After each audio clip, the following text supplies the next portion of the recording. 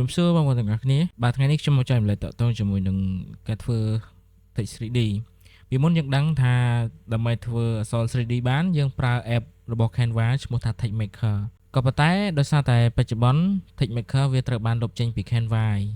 អញ្ចឹងយើងអាចប្រើអា 3D ទាំងអស់ហ្នឹងបាននៅក្នុង Canva ទេអញ្ចឹងថ្ងៃនេះខ្ញុំមកបង្ហាញពីរបៀបធ្វើអក្សរ 3D ដដែលប៉ុន្តែយើងធ្វើតាម website ផ្សេងវិញបាទ website នោះឈ្មោះថា textstudio.com អញ្ចឹងយើងធ្វើវាក្នុងយើង design វាហើយយើង save វាទៅចាំយើងយកវាទៅ upload ក្នុង Canva បាទគាត់ថាវារៀងស្មុគស្មាញជាងពីមុនបន្តិចពីមុនយើងធ្វើវានៅក្នុងCanva ផ្ទាល់តែម្ដងតែឥឡូវនេះអត់ទេបាទតែគាត់ថាធ្វើម៉េចបើយើងត្រូវការប្រើ 3D ហើយយើងត្រូវតែរៀងចំណាយពេលបន្តិចអញ្ចឹងណាអូខេបាទអញ្ចឹងរបៀបក្នុងការធ្វើវាយើងចូលមកកាន់ Google Chrome មកយើងវាយពាក្យថា textstudio.com មកបាទហ្នឹងណា textstudio.com នេះចុចដល់ហ្នឹងមកអូខេអញ្ចឹងវាមកដល់ហើយនេះអញ្ចឹងយើងអាចធ្វើវានៅនេះក៏បានតែខ្ញុំ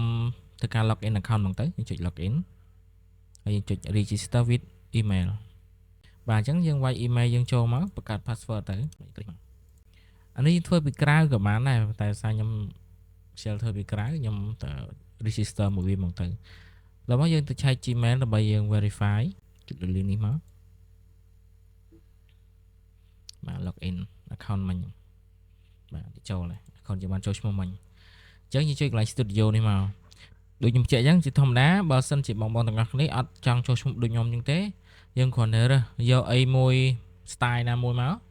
បាទដូច style នេះអញ្ចឹងទៅបាទចុចអញ្ចឹងទៅយើង design វាក្នុងហ្មងទៅប៉ុន្តែបើខ្ញុំអត់ចង់ធ្វើអញ្ចឹងទេខ្ញុំចុចមក studio នេះមកទៅបាទក្នុងនេះវាស្រួលបង្កើតຂະຫນាតបង្កើតអញ្ចឹងណាបាទនេះຂະຫນាតដោយសារតែយើង account free អញ្ចឹងយើងអាចបង្កើតធំពេកបានទេឥឡូវខ្ញុំយកຂະຫນាត12.8ចុះបាទបានហើយចូលមក text នេះមកយើងរើស style ណាមួយ style វាជាក់វាមានអាណាដែលអត់មកកត់បានធ្វើបានណាអានេះប្រើការតែពុទ្ធការ account premium បាទគាត់ថាវាមាន free យ៉ាងច្រើនដែរអញ្ចឹងបងប្អូនមើលតាមហ្នឹងទៅចង់បាន mode មួយណាយក mode មួយហ្នឹងទៅឥឡូវខ្ញុំយក style មួយនេះចុះ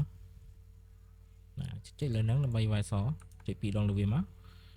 ហើយខ្ញុំនឹងសេថាអក្សរហើយទៅនេះហើយយើងដូរ font ឡើងនេះ font ដូចតែជាមួយនឹង TextMaker ដែរគឺយើងប្រើ Google font មានអីខ្លះបងប្អូនដឹងហើយអញ្ចឹង font Gulen អញ្ចឹងទៅវាយ Gulen ហ្នឹងមកបាទអញ្ចឹងបន្ទាប់ពីយើងរើស mode ណាដែលយើងត្រូវការហើយយើងទៅ save វាហើយយើងចុច download នេះមកបាទយើង create កន្លែង transparent PNG នេះមកបាទយើងយកຂະຫນាតប៉ុណ្ណឹងចុច download មកបាទហើយយើងរើសទីតាំងយើងត្រូវ save បាទដាក់ឈ្មោះបាទប៉ុណ្ណឹងហើយយើងចូលមក Canva របស់យើងទៅ upload វាមកនេះហ្នឹងហើយអញ្ចឹងប៉ុណ្ណឹងយើងអាចយកវាប្រើបានដូចគ្នាអញ្ចឹងសង្ឃឹមថាវីដេអូនេះជាប្រយោជន៍ដល់បងប្អូនទាំងអស់គ្នាដែលចាំបាច់ត្រូវការប្រើអក្សរ 3D